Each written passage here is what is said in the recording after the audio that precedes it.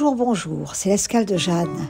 Mon invitée d'aujourd'hui est une tisseuse d'existence. Elle fabrique des carnets d'existence. Elle prend beaucoup de photos, c'est une femme en mouvement.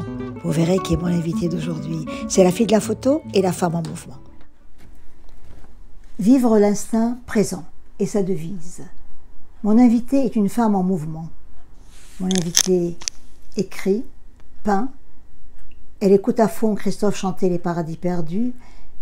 Et comme je le disais, elle tisse des fils d'existence, des carnets d'existence. Pour elle, pour nous.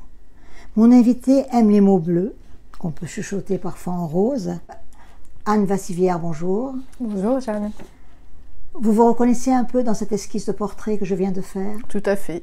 Il y a des couleurs, c'est l'essentiel.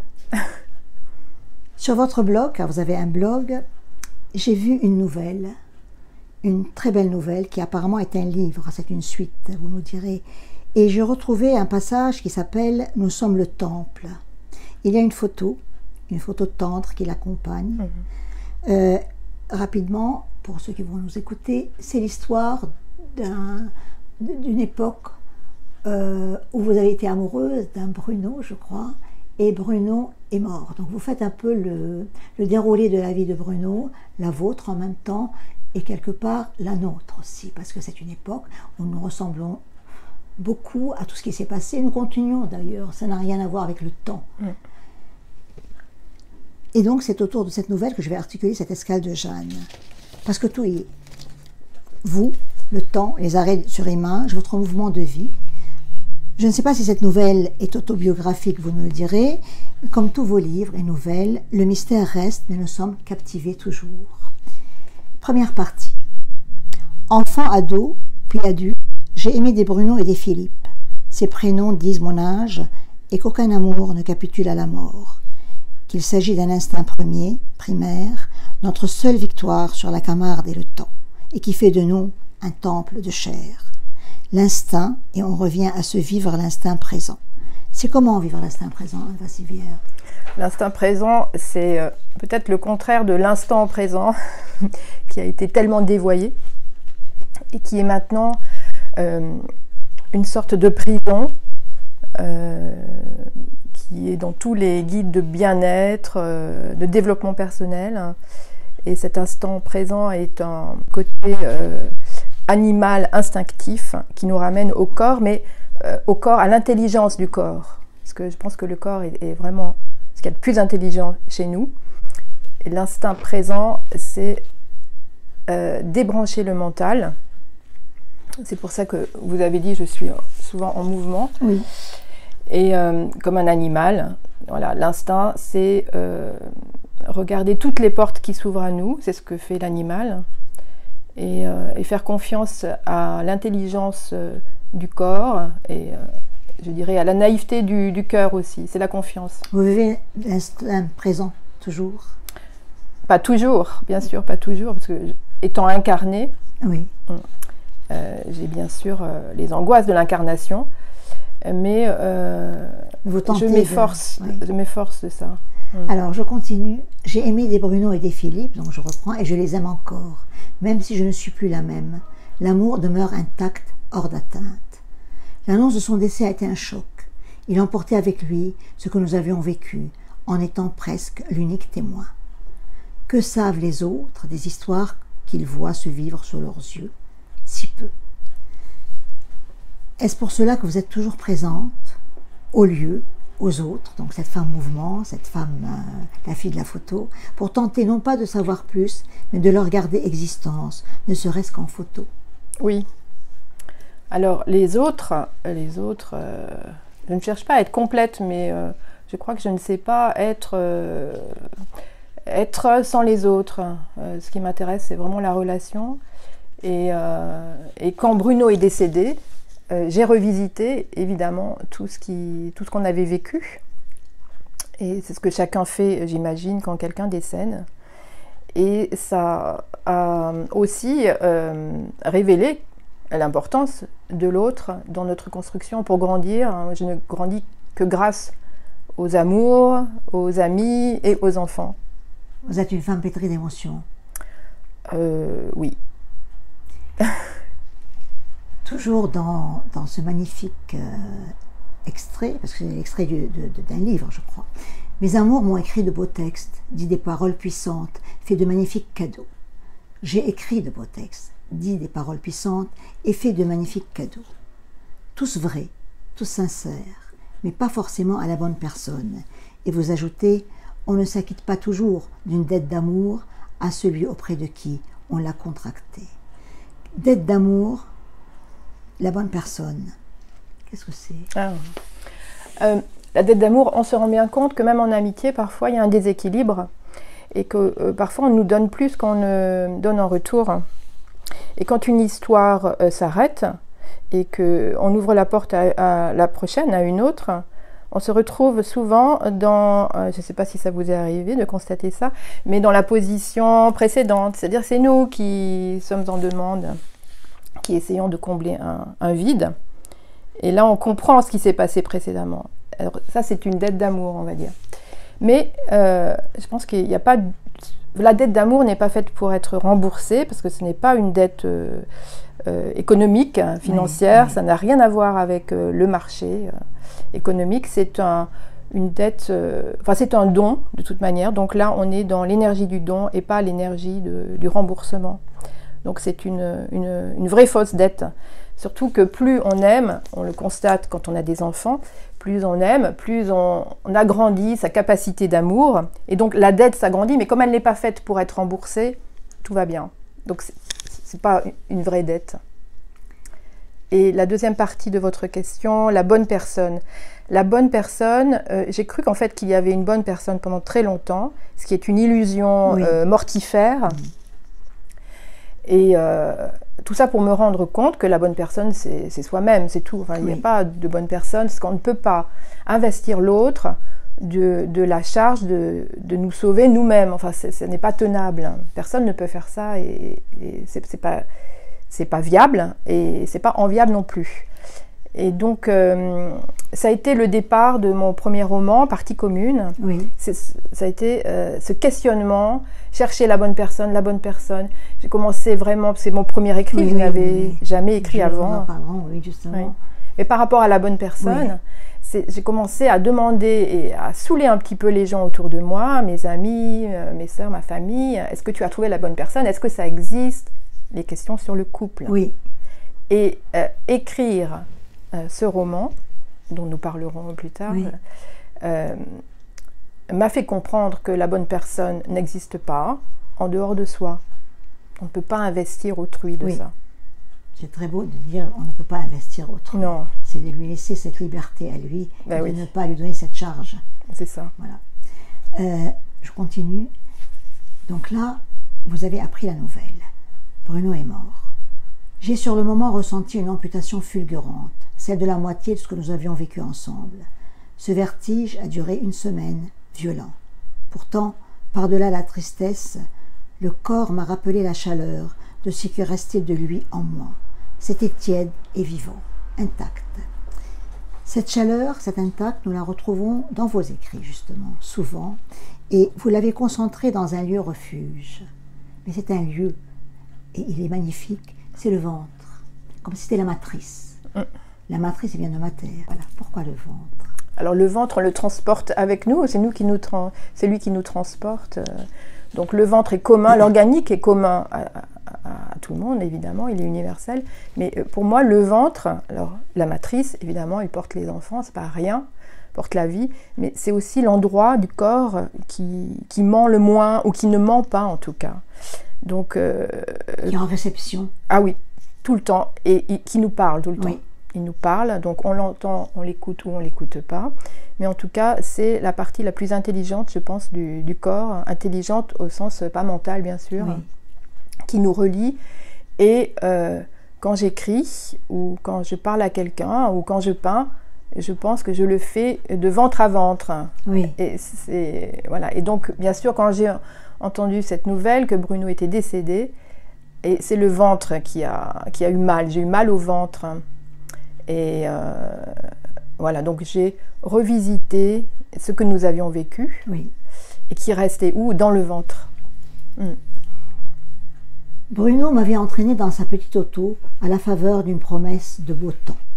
Oui, le temps était heureux et beau puisque nous étions jeunes. Il me conduirait au lieu secret de lui seul connu. Le couple parfait, il disait, lui calme et doux, elle belle, forte et volontaire. Dans sa bouche, la femme avait toujours droit à un adjectif supplémentaire. Ce supplémentaire, cet adjectif supplémentaire, aujourd'hui en ces temps, est-ce qu'il reste un plus comme une révérence ou au contraire un surplus pour décrire la femme?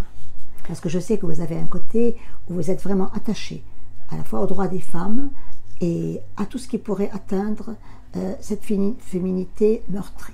Oui. Oui, parce que je me sens vraiment connectée. Oui. On ne peut plus dire ce mot, bon, je le dis, la connexion. Il y a tellement de mots qui ont été dévoyés. Oui. Et je me sens connectée effectivement à toutes les femmes qui m'ont précédée et toutes les femmes en ce moment dans le monde aussi. Donc les mots sont très très importants, mais dit par quelqu'un qui respecte la personne qu'il a en face, tout va bien. C'est-à-dire que c'est un don. Oui. Donc l'adjectif supplémentaire. D'ailleurs c'est beau ce qu'il disait. C'est beau. C'est beau. C'est beau. C'était une belle histoire et une belle personne. C'est un mot augmenté. Oui, augmenté. Là. Alors qu'il aurait pu aussi s'octroyer un adjectif supplémentaire. Mais c'était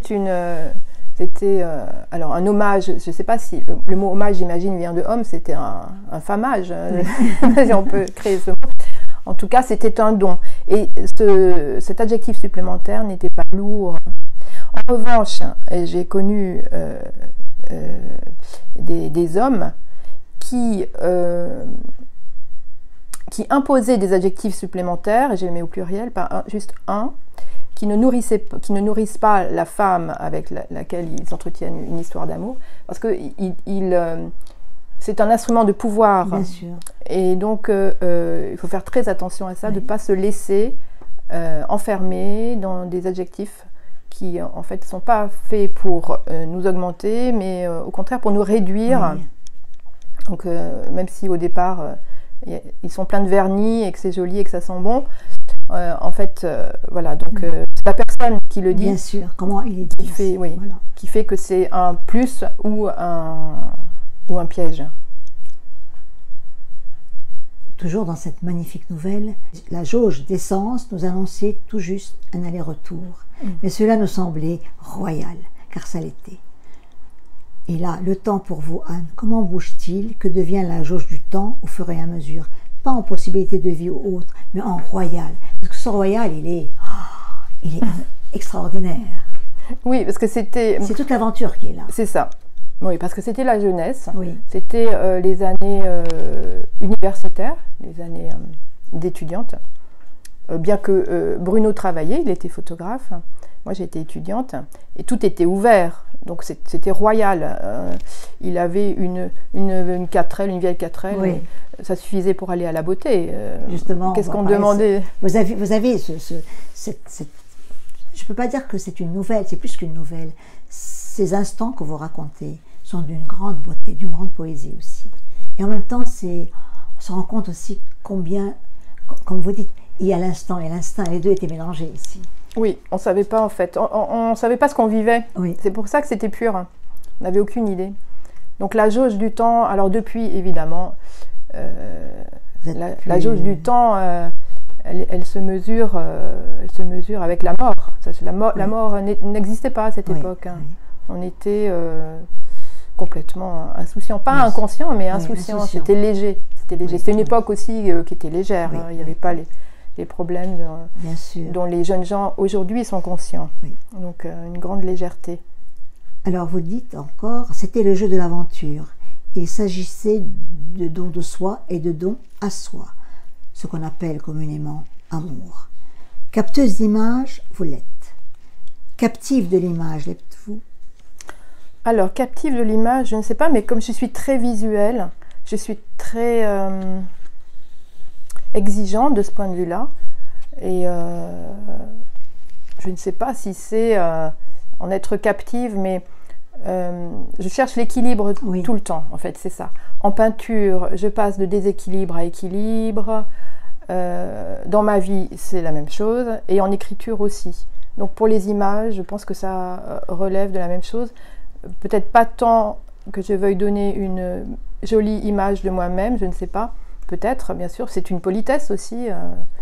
Mais je pense que c'est cette question d'équilibre tout le temps. C'est un peu une pathologie quand même. Je peux changer dans une pièce un objet 10 fois avant qu'il soit au bon endroit pour moi. On va à la beauté, c'est exactement ça. On va à la beauté, m'annonçait-il, et cela résonnait comme incroyable promesse, même après y être allé 3 ou 4 fois. Car la beauté n'était pas seulement un lieu, elle avait l'incomparable goût des promesses, immanquablement honorées, le goût rare de la confiance. La confiance, vous êtes fidèle en amitié, en promesse, en présence. Vous savez pardonner aussi. Les petits accros que l'on vous fait, comment vous faites avec? Avec les petits accros? Oui, parce qu'on fait des accros parfois à l'autre. Alors, c'est peut-être... Vous donnez l'impression de composer avec, de ne pas... Vous savez pas, vous n'êtes pas atteinte, mais j'ai toujours l'impression, parfois, ce que je vois, je ne vous connais pas bien, mais que vous êtes une femme qui fait avec parce que c'est comme ça. On va passer à l'étape suivante, sans drame. Alors, je ne suis pas dans le drame, c'est vrai, je ne suis pas dans le drame. Moi-même n'étant pas infaillible, bon, si je pardonne à l'autre, je vais me pardonner à moi. Si je me pardonne un peu à moi, de temps en temps, je vais pardonner à l'autre. Et c'est peut-être aussi cet aspect un peu animal, c'est-à-dire un peu simple, que on avance, c'est pas grave, on a le droit et on verra. C'est l'instinct. C'est ça. Je crois que c'est l'instinct. Je crois vraiment que c'est ça. C'est l'instinct. Et le pardon, c'est quand même... c'est obligatoire. Oui. C'est pas une obligation, mais pour vivre un peu heureux, il faut beaucoup pardonner. Il faut beaucoup pardonner, à soi-même en premier. Donc on ne va pas faire 2 poids 2 mesures. Oui. Et les petites aspérités, voilà... on va à la beauté. On va à la beauté. Alors justement, on va à la beauté. Que c'est beau. Vous continuez à chaque fois ce qu'on va à la beauté. Et j'ai l'impression que quand vous courez, parce que vous êtes une femme en mouvement, dans Paris ou ailleurs, vers une rencontre, vers quelque chose, c'est cet instant. Vous allez vers la beauté. Que c'est beau. C'est comment aller vers la beauté? Alors, aller vers la beauté, ça c'est vrai que... vous êtes dans la promesse de... La promesse d'eux et le chemin est aussi intéressant que l'arrivée. Oui. Donc voilà. Et c'est comme les chiens, ils se déplacent, ils viennent à nous. Et alors c'est mon côté canin, enthousiaste. Et je suis toujours contente d'aller voir les autres. Voilà. C'est un peu naïf peut-être, je ne sais pas. Et vous rapportez à chaque fois quelque chose, même quand il n'y a rien eu. Il y a toujours quelque chose. Il y a toujours quelque chose. Il y a toujours quelque chose. Mais vous faites fête de tout ça. Petite fête, grande fête. Fête. Vous donnez la place à l'autre qui était cet instant. Vous lui donnez son instant. Il n'y a rien de plus précieux que la relation pour moi, vraiment. Et donc, laisser une trace de ce qui s'est passé, c'est très important. Parce qu'on ne sait jamais quand est-ce que ça va s'arrêter tout ça. Toujours dans cette nouvelle, vous dites... donc c'est Bruno, il conservait ainsi le secret de l'itinéraire qui menait à la beauté et dont jamais je n'osais déflorer la localisation exacte. Est-ce que vous accepteriez encore de partir sans voir et sans savoir? J'arrête pas de faire ça en fait, donc oui, j'accepte encore. Oui, Bruno, parce que c'est un lieu effectivement qui existe, Bruno a existé, il existe encore bien sûr dans mon ventre, il est encore là. Et ce lieu, je peux le retrouver sur la carte. C'est un lieu mais dans la vie de tous les jours, au fin fond de l'Auvergne. Mais oui, bien sûr. Voilà. Parce qu'il y a un mystère. Oui. Il y a un mystère et on n'a pas du tout. J'ai pas du tout envie de le déflorer, mais j'y vais tout le temps en fait. Vous ajoutez aussi, tout au long du gai trajet. C'était sa belle tête heureuse entre 2 vagues à l'âme, son tendre sourire en coin et le ciel qui défilait. Donc on va vers la beauté, on est dans le gai trajet. Est-ce à chaque fois la même impression? Je reviens encore parce que quand cette femme mouvement que vous êtes, elle a toujours ce gai trajet pour partir. Eh oui. C'est magnifique. C'est pour ça que je dis c'est peut-être un peu naïf et que je fais le parallèle avec les chiens. Ils sont toujours contents, parce qu'ils nous aiment comme nous sommes, et il y a toujours une promesse de quelque chose. Le gai trajet, la vie, se donner la peine d'eux, pour ne pas avoir de regrets, et faire, oui, vivre. Et le gai trajet, ça me fait penser au gai désespoir, oui, bien sûr, Duras. Et c'est une politesse aussi à ceux qui, comme dit Barbara, n'en sont pas revenus. Donc, les temps nous attendaient, miroitant de l'autre côté de la petite maison de la petite grand-mère depuis loin décédée. Il fallait pour l'atteindre traverser la petite route, peu fréquentée certes, mais qui m'inquiétait, toujours un peu. Petite maison et étang séparés par un potentiel danger. Et vous ajoutez, je restais vigilante, Gémeaux, ascendante, chien de berger. Je trouvais cette phrase géniale. Anne, êtes-vous toujours Gémeaux, ascendante, chien de berger? Ah oui, oui, c'est une pathologie. Être Gémeaux, ascendante, chien de berger. Alors, c'est faire le lien toujours, oui. Faire les allers-retours comme le chien de berger. Oui. Hein, il va chercher l'égaré. Alors, un peu en alerte? En alerte, toujours en alerte. Ah oui, toujours en alerte, en protection pour autrui, dans la rue, s'il y a un enfant, même si les parents ne font pas attention, moi je fais attention, dans le métro, partout. C'est la vigilance, mais qui n'est pas fatigante. Oui. Elle est instinctive. Ce n'est pas pesant. Peut-être que c'est pesant pour mes enfants d'être un peu protectrice. Donc, c'est eux qui m'ont appris à prendre la distance et à leur faire confiance. Je leur fais confiance, mais voilà. Donc oui, chien de berger, ça c'est sûr. Et des allers-retours constants. Ça me fait penser aussi à ces allers-retours, à d'autres allers-retours que je fais par rapport au ciel et à la terre, parce que mon père était aviateur, oui. Mon grand-père était mineur de fond, oui. Et j'ai l'impression de faire... Vous faites ces allers-retours? Ah oui, dans tous les sens, j'ai fait des allers-retours. Et des métiers à risque aussi. Donc, ah bah oui. Chien de berger est en alerte. Oui. Bruno était souriant, apaisé du temps du voyage et de la visite, car cet être de trop d'idéal ne savait échapper à l'acidité de la mélancolie. Ses ombres le retranchaient souvent quelques jours dans son antre, tandis que cloîtré d'angoisse, sourde et vacant qu'à un cas à ma propre vie sans lui, j'égrenais des messages d'espoir sur son répondeur. Il fallait éviter les questions, je le savais. Êtes-vous toujours cette fille qui ne pose pas de questions et qui a mal au ventre à force de se taire ou de ne pas avoir de réponse? Il ne fallait pas poser de questions pour cet homme parce qu'il était déjà perclus de questions, donc il ne faut pas en rajouter, ce n'était pas des réponses. Donc c'est pour ça que je faisais silence. Vous avez appris jeune à ne pas poser de questions. Oui, bien sûr. Alors, dans les familles de ma génération, on ne posait pas de questions parce qu'on n'aurait pas eu de réponse de toute manière, et c'était quand même le silence radio sur plein de choses. Donc je n'ai pas du tout fait ça avec mes enfants, bien sûr. Mais le silence... C'est un respect à l'autre aussi, parfois. Pardon ? C'est un respect à l'autre. Oui, c'est un respect. Oui. En l'occurrence, pour Bruno, c'était respecter cette douleur et être là quand il y avait besoin pour remettre de la vie. Mais le silence et les questions... Alors, le premier roman, Partie commune, est né des questions. Donc maintenant, je pose les questions. Et j'ai l'impression que le personnage devient une personne quand on le lit ou quand on l'écrit, grâce aux questions.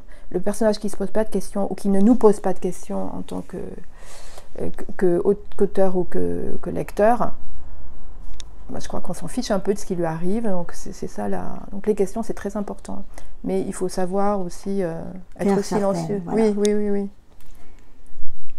Ce bel échalas, cette grande chose, ce lunaire était fragile de toute sa longueur, de toute sa langueur. Il semblait roseau, il pliait mais ne cassait point jusqu'à aujourd'hui. La mort imprime le temps en nous pour nous punir de la liberté suprême de ne jamais oublier nos aimés. Mais elle se trompe éhontément, car à tout à l'heure reste un éternel maintenant. Donc là, on arrive à la fin de l'histoire, Bruno est mort. La mort, la disparition, vous avez toujours, je reviens à cette femme qui tisse des existences, des petits carnets d'existence, soit par les photos, le mouvement, la présence. Vous êtes toujours dans un hommage discret, pudique, parfois plus accentué, pour les disparus, qui sont encore si vivants justement, dans les photos, ou même dans l'atmosphère. Chaque fois qu'il y a un deuil ou quelque chose, il y a un petit mot que vous mettez. Mais oui, parce que... Qu'est-ce que la mort pour vous? Oui, c'est ça, tout ça était très poreux en fait. Oui. Donc, évidemment, la mort est une frontière, on ne peut pas dire le contraire. Mais moi, je ne cesse de faire des allers-retours aussi. Je n'ai pas peur de la mort, parce que je sais qu'elle ne peut pas... elle ne peut pas nous voler l'essentiel, comme je disais, l'amour, parce que c'est la seule partie de notre être qui est complètement imputrescible. Donc, voilà. Et la mort aussi nous rend ce service de nous rappeler qu'il faut vivre. Donc, c'est l'épée de Damoclès. Oui. Elle est assez utile. Mais elle nous botte quelque part. Oui. Elle nous botte à la vie. Elle nous botte à la vie. Donc, on peut lui rendre grâce de ça.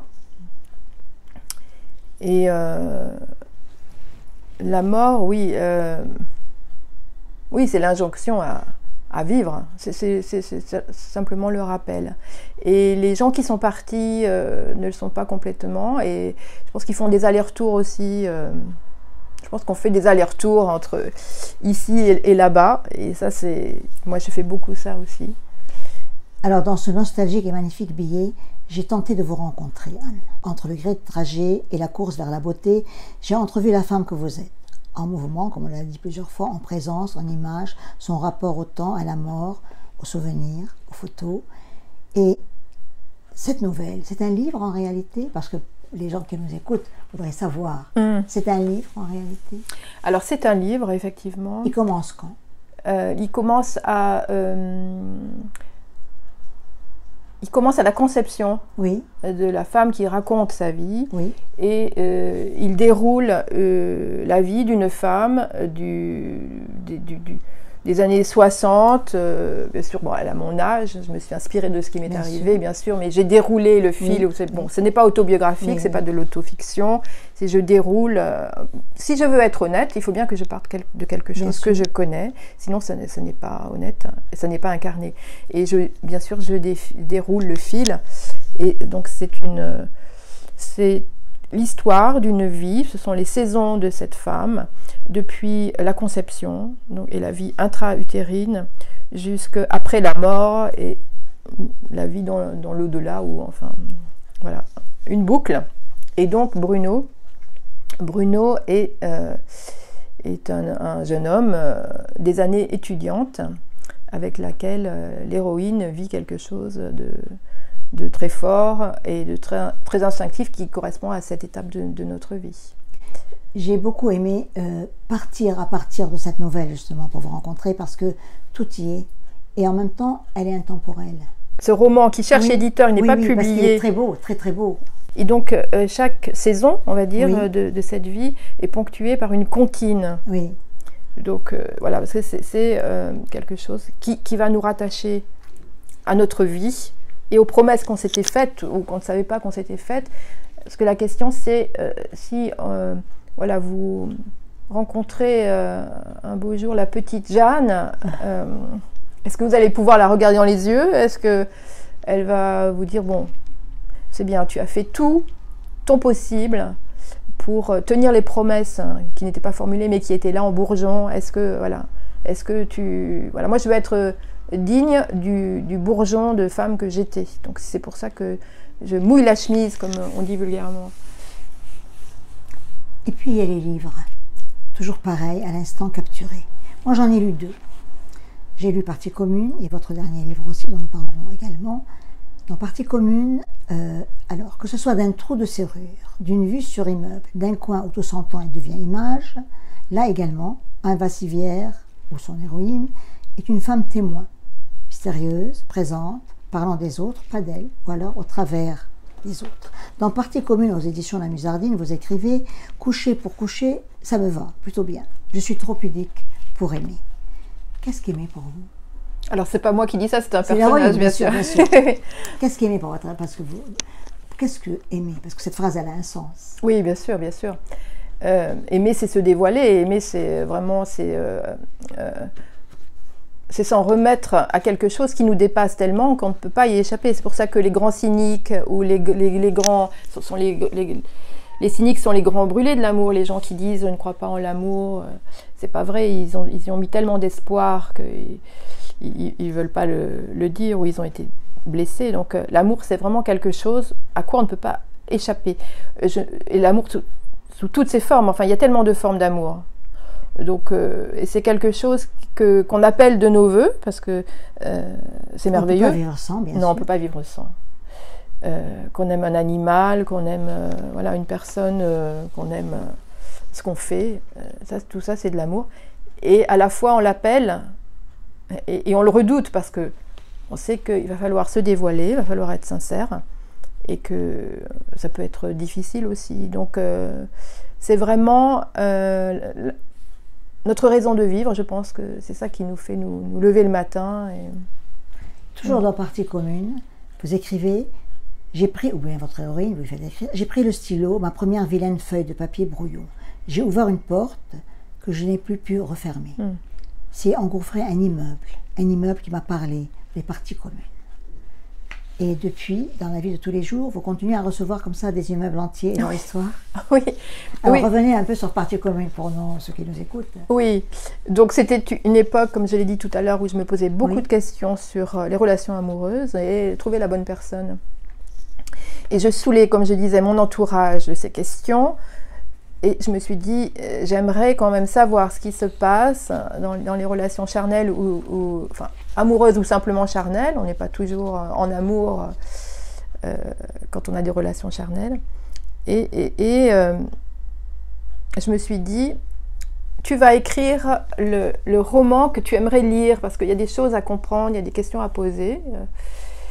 J'ai cherché un partenaire d'écriture, parce que l'idée c'était d'avoir une unité de lieu, comme vous avez dit, partie commune. Donc ça se passe dans un immeuble, côté cour, côté rue. Et on regarde par le trou de la serrure chez les gens ce qui se passe dans les couples, leur vie. Et le corps dit tellement de choses de nous, les relations amoureuses disent tellement de choses de nous, que c'était le petit bout de la lorgnette par lequel voir comment on fonctionne, soi-même, avec autrui, etc.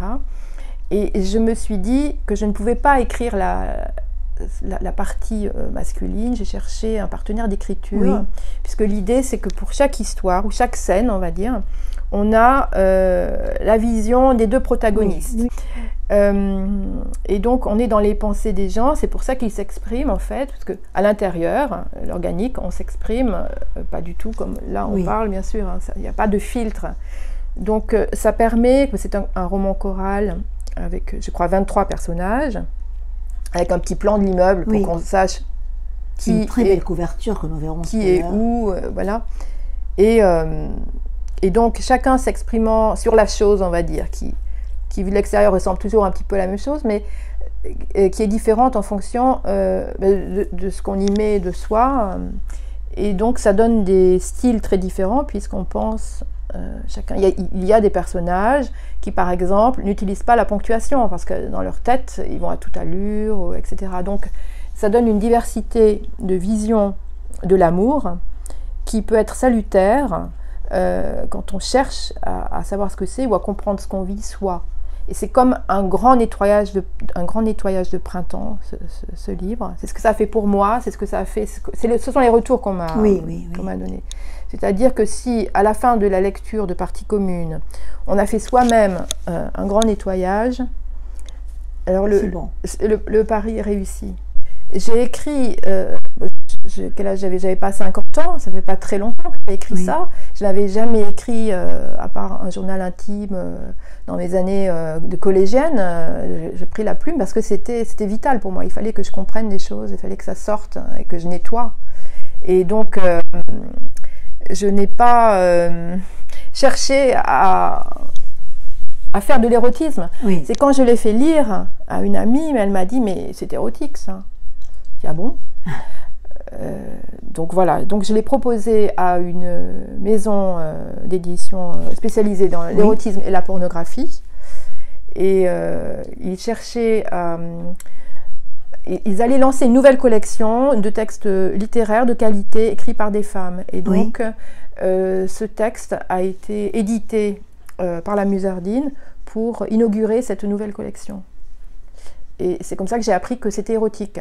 Mais dans ma tête, ça ne l'était pas du tout. D'ailleurs, et là j'ai été très contente, il y a eu des salons où je signais et des sexologues, femmes, qui venaient me voir en me disant « Je viens racheter votre livre parce que je l'offre à mes patientes pour qu'elles dédramatisent ce qui leur arrive, qu'elles comprennent voilà, que ça les aide à alléger un petit peu parfois des fardeaux de ce qu'elles vivent. » Et là, je me suis dit « Voilà. » Ça y est, on m'a comprise, ce n'est pas pour exciter le chaland que non, pas du tout. Et non, puis pas du tout. Je dirais que la façon dont le livre est écrit, et même la couverture du livre, il y a beaucoup de mystères, c'est d'une grande beauté. La couverture est d'une grande beauté. Vraiment. Oui, ça c'est la réédition, oui. Et effectivement, c'est très joli. Une grande beauté, vraiment. On dirait un tableau à la Hopper. Oui, on dirait un Hopper. Voilà, tout à fait. Cette année 2023 a vu un nouveau livre. 122 rue du Chemin Vert, toujours aux éditions La Musardine. Très beau lancement, des dédicaces diverses et vivantes, beaucoup de monde. Et la Vasse, comme vous appelle quelqu'un que nous aimons beaucoup, la Vasse en majesté. La Vasse, c'est pour Vassili. Oui. Ça vous va bien, la Vasse, comme une signature. Dans ce livre, il y a ces mots. Bien sûr, il y a beaucoup de choses, mais il y a ça. L'érotisme et la pornographie. Mais ce n'est pas du tout la même chose, mademoiselle. L'érotisme promet un ailleurs. Il est idéaliste. Dans le porno, pas d'ailleurs. C'est un matérialisme. Racontez-nous, Anne Vassivière, votre version de ce livre si vous deviez le chroniquer. Pas si vous l'avez écrit. Alors, c'est un livre, a priori, à la surface, on pourrait dire que c'est une introduction à la littérature érotique ou à apprécier ce travail littéraire qui est d'écrire Eros, d'écrire le corps aimant. Mais c'est pour moi davantage un livre de réconciliation, pas pour moi parce que j'ai fait ce travail, mais de réconciliation et un hymne à la tolérance pour débrancher tous les préjugés qu'on a envers soi-même, ses propres désirs et envers les autres. Et c'est aussi l'occasion de réenchanter, parce qu'il y a des choses un peu étranges. Enfin, dans tous mes livres, il y a une vieille dame. Ça, c'est vrai, je m'en suis rendu compte en écrivant celui-là. Dans tous mes livres, il y en a 2 de publiés. J'ai collaboré à beaucoup de recueils de nouvelles également. Et il y en a 3 romans qui attendent éditeurs et une pièce de théâtre aussi. Et donc, je me suis rendu compte que je ne savais pas ne pas apporter à tout ça, même l'érotisme ou des choses assez crues, sans y mettre du sacré en fait. Et donc ce livre est un hommage au travail, bien sûr, de la maison d'édition qui m'a fait confiance, parce que j'arrivais de nulle part avec mes questions dans Partie commune, et à leur travail, et une occasion de regarder en face les préjugés qu'on a. Voilà. Et moi-même en écrivant, quand je tombe sur un cliché, un stéréotype, je m'en rends compte, peut-être pas tout le temps, hein. Et là je débranche moi-même. C'est-à-dire que le travail que je fais en écrivant, je l'offre aux personnes qui vont me lire. Vous écrivez d'un G ? Oui. Qui vous relie avant ?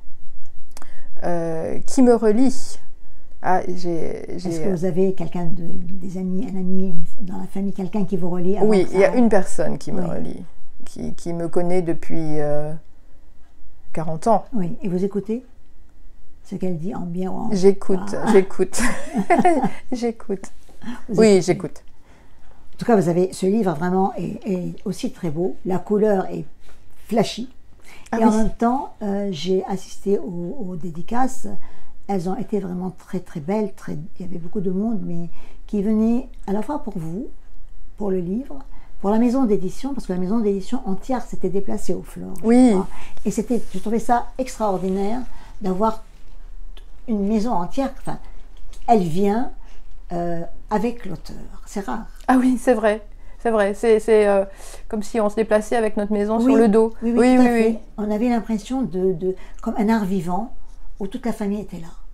Oui, parce que même si je l'ai écrit seule, bien sûr, hein, ce roman, je le dois à toute l'équipe de la Musardine. Et c'est-à-dire à tous les niveaux de travail, tous les employés, voilà. oui, le libraire, les 2 libraires, etc. Oui, oui. C'est très émouvant d'ailleurs. Alors, vous avez aussi, vous peignez, vous êtes peintre, enfin, vous faites de la peinture. Qu'est-ce qui vous attire? Les formes, les couleurs? Qu'est-ce que ça vous apporte, la peinture? Alors, la peinture, ça a été ma porte d'entrée en création quand quand j'avais 11 ans, donc c'est le début de l'adolescence. J'ai passé mon enfance dans une petite ville de province, entre les terrains d'aviation avec mon père, les stages de pédagogie freinée avec ma mère, elle est encore de ce monde, mais qui était institutrice, et les ateliers théâtre, bon. Et c'est une vie assez riche, mais enfin bon, c'est pas la vie foisonnante, culturellement parlant, de la capitale. Et j'ai toujours eu cette urgence du faire, et ça s'est exprimé dans la peinture, parce que j'avais pas besoin de grand chose pour peindre. Et donc, et c'est vraiment l'énergie de l'adolescence.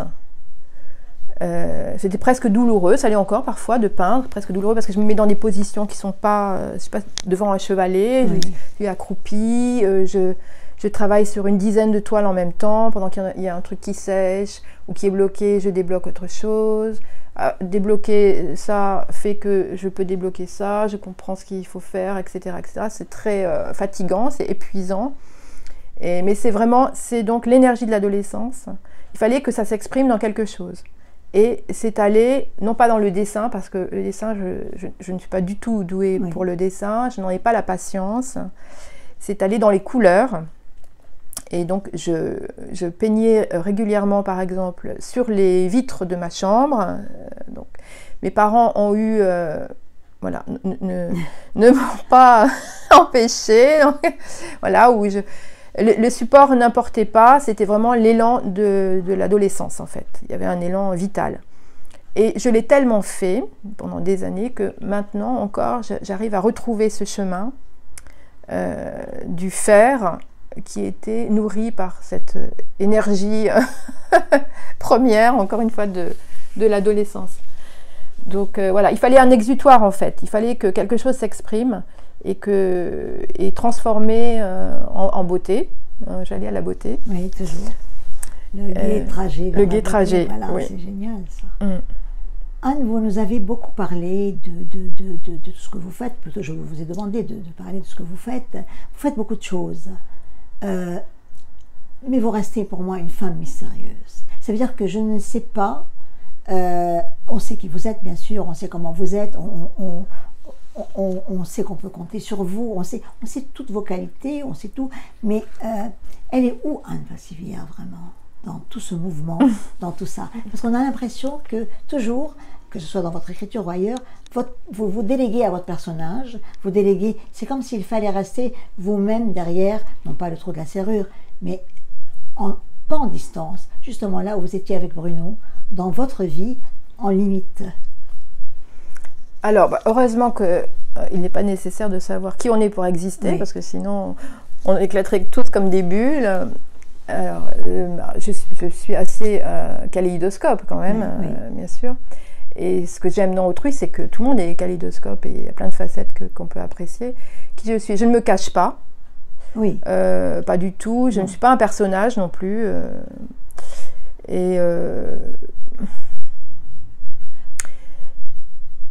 Disons que, alors... Vous avez de la pudeur.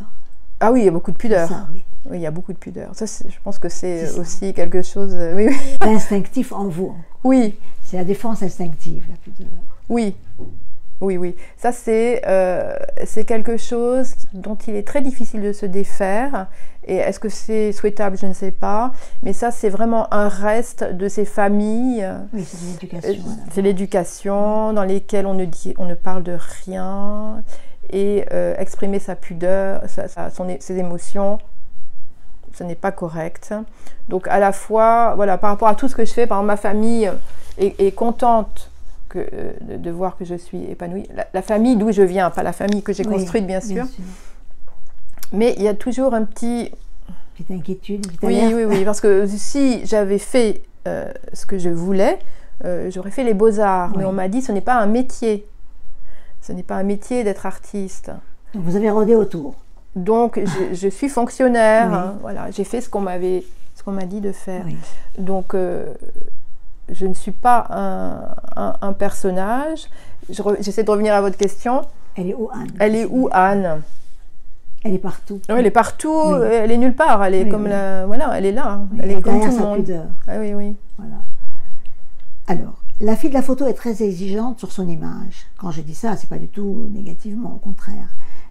Peut-être c'est cette beauté, le trajet vers la beauté, le fait de donner le meilleur à l'autre. Oui, sans doute. Mais oui, bien Vous sûr. avez été, d'ailleurs, vous avez de très belles photos prises par de grands photographes. Il y a des photos aussi que j'aime beaucoup. C'est ces photos où on a l'impression qu'il n'y a pas d'âge. Vous pouvez être de toutes les époques. C'est un concept, bien sûr. C'est fait à partir. C'est les photos de la fée froissée. C'est hypnotique. On se croirait dans 3-4 époques différentes. On se croirait aussi dans le temps jadis et dans le temps présent. Et c'est extraordinaire ce mimétisme que vous avez. Et vous aimez ça? Ah oui, j'adore. Ça, c'est passer les frontières aussi. Oui, Hein. oui, justement. Et la fée froissée, Oui, que j'aime beaucoup. oui. J'aime beaucoup. Elle aussi, elle est familière des passages comme ça, de dépasser les frontières entre le présent, le passé, l'au-delà aussi. Et donc, la personne qui pouvait plus m'accompagner, c'est Oui. une sœur céleste, on va Oui, dire. oui. Bah, c'est la fée froissée, oui, oui, elle a fait des choses merveilleuses. Puis il y a ce tressage de mèches. Les mèches sont tressées à l'autre. C'est comme si on était tressé par un fil, par des fils de vie, parce que quand même, le cheveu vient du bulbe, enfin mais c'est fantastique. Vous tissez, vous nattez. Oui, les cheveux, c'est à la fois la chevelure, c'est très important pour moi. Oui, C'est à la fois un capteur, hein, Oui. voilà, comme des petites antennes, et à la fois un bouclier, si on le veut, on se protège avec, mais c'est aussi quelque chose d'animal. oui, Et ça, je revendique. Et aussi, le moment où j'ai cessé de faire des couleurs ou de m'inquiéter de la couleur de mes cheveux, ça a été une grande libération. Et voilà, de retrouver le naturel du travail du temps et l'accepter, ça c'est très agréable en fait, une fois qu'on a passé le cap. Et donc la fée froissée, son tressage, son tissage, bah oui c'est ça, c'est tisser, moi je ne fais que ça. Oui, je mais ne alors fais vous que tissez ça. dans la même journée, parce que quand vous lâchez vos cheveux, vous avez une allure très, je dirais, sauvage, dans au sens du terme, échevelée un peu, voilà. Et quand vous les contenez, parce que c'est exactement ça, vous contenez vos cheveux, on a l'impression qu'on passe, c'est la même personne, mais elle est dans dans une autre image. Bah, c'est-à-dire qu'on décide, Oui, voilà, c'est notre décision. Et puis aussi, faire un chignon, pour moi, c'est aussi me souvenir vraiment en faisant de mon arrière-grand-mère qui s'appelait Jeanne oui, et que j'adorais et qui était femme de mineur, qui avait 5 vaches, Oui. qui était une femme merveilleuse et qui est décédée à 104 ans et qui faisait encore son petit chignon. Il n'y avait plus beaucoup de cheveux, c'était presque du sa duvet, mais petite coquetterie qu'elle faisait jusqu'au bout. oui, qu'elle a fait jusqu'au bout. Et donc le chignon, c'est la connexion avec mon arrière-grand-mère aussi. D'habitude, on fait un jeu de ping-pong. On l'a un peu fait en parlant de beaucoup de choses. Mais par contre, il est d'usage ou de lire un passage de livre ou de vous-même, enfin de votre écriture, ou de chanter. Alors, vous chantez? Non, vous je ne lisez? chante pas. Je vais lire. Vous préférez? Oui. Pour la pluie? Bien qu'on ait besoin de pluie, je devrais chanter en fait. Ça serait, oui, ça serait. Non, non, je vais vous épargner ça. Alors, qu'est-ce que vous allez nous lire, Anne? Alors, je vais vous lire un texte, un petit texte qui s'appelle La chair et le lait. Oui. Rond, chaud, double, naissant bouton de rose pâleur, pointe des premiers émois, anecdotique encore, puis poussant tenu, haut, serré, galbé de larges croisillons, affolant le flottant de la robe ou le maillot moulant, convoité, envisagé, regardé, troublant débutant. Fiers étendards de chair brûlante, débordant la main du père et des amants, ballotté au cou de rein marin des amours, silhouette sûre et certaine. Rond, chaud, double, gonflé pour la couvée humaine. 3 goulus les font sève vivantes à téter et s'y endormir accrochés, partageant avec un petit impromptu, un petit prématuré. Mère et père virent un matin débarquer du camp les hommes pour remercier les ronds, chauds et doubles d'avoir nourri le bébé manouche, de l'avoir fait frère de lait. Fiers étendards de chair brûlante débordant la main du père et des amants, ballottés au cou de rein marin des amours, silhouette sûre et mûre. Aujourd'hui, les hémisphères ne sont plus jumeaux, arrachés l'un à l'autre pour tromper le tombeau, l'un orphelin de l'autre, et moi, de la prime innocence en véritable adieu, giron changé en vulgaire sphère à amputer, sang, graisse, canaux viciés de maladie, manne maintenant, menace absolue, ablation. Mon enfance jetée aux ordures de l'hôpital avec son Graal nourricier, sous le sein gauche, parti au déchet, le cœur demeure qui bat plus dru, plus serré. Je suis devenue adulte le jour où le sein de ma mère a rencontré le baiser du scalpel qui l'a sauvé du cancer. Quand le corps qui m'a donné la vie saura l'ultime étreinte du néant, j'embrasserai la naissance de ma propre nuit. C'est très beau. Ce texte, vous l'avez choisi pourquoi, Anne? Parce que je parle beaucoup des femmes, Oui. mais je me sens très connectée aux hommes de ma famille aussi. Et ma mère, souvent, je la mets entre parenthèses parce que je lui dois la pudeur, mais je lui dois aussi de ne pas avoir fait les beaux-arts. Donc, et voilà, je voulais lui rendre hommage parce que quand j'ai eu peur de la perdre, Oui. et que je me suis aussi rendu compte du mal que ça me faisait qu'elle perde un sein qui m'avait nourri, qui avait nourri mes sœurs. Et là, je me suis dit, il faut rendre aussi hommage à la mère. Voilà, c'est pour ça que je voulais... C'est très beau, c'est une consolation pour elle aussi. Je ne lui ai pas lu, Ah, trop de pudeur. Encore, voilà. C'est très beau, très très beau. J'ai encore des questions à vous poser. Vous vous êtes donné toute la vie pour aboutir à une promesse que vous vous êtes faite à vous-même. Du moins, c'est l'impression que j'ai. Et vous enjambez en écriture, en peinture, en photo, en présence, en urgence, parce que vous êtes une femme d'urgence, quelque part, conforte un peu mon impression. Quelle est cette promesse, Anne Vassivière, cachée, larvée, ou que vous connaissez peut-être pas, et nous ne le dirons à personne. Non, non, non, c'est un secret, il faut le dire à personne, surtout pas à moi-même, parce que si j'ai conscience, et si je verbalise cette promesse, elle va mourir. On ne peut pas, si on dissèque une grenouille, elle meurt. Donc la promesse, il ne faut pas la disséquer, sinon elle va mourir. Donc la promesse, elle est dans le mouvement. Donc on restera sur la fin. Oui, la promesse, c'est de la pudique. Oui, la pudeur, mais non, c'est surtout de ne pas avoir de regrets. Oui. Donc on est là, on y va, et c'est la politesse à la vie. J'ai encore une question, parce que hélas le temps nous oblige. Vous avez écrit « Les chiens nous aiment pour ce que nous sommes, c'est leur grâce et leur faiblesse. N'avons-nous pas tous, moi, vous tous, la même grâce et la même faiblesse que d'aimer les autres ou l'autre pour ce qu'ils sont et pour ce qu'il est ?» Oui, alors tout le monde n'a pas cette grâce, non, Oui. non, c'est pas vrai, oui, oui. Oui. Tout le monde n'a pas cette grâce. Cette grâce, qui est un don, mais qu'on peut aussi cultiver, hein, faut pas, on n'est pas prédestiné, prédéterminé à avoir cette grâce, mais c'est aussi accepter que tous nos manques, mis bout à bout, font quelque chose de beau. Ça, c'est le chemin pour aller à la beauté, c'est fédérer tous nos manques. Le bateau va repartir, les cales très pleines. Vraiment, c'était une escale magnifique.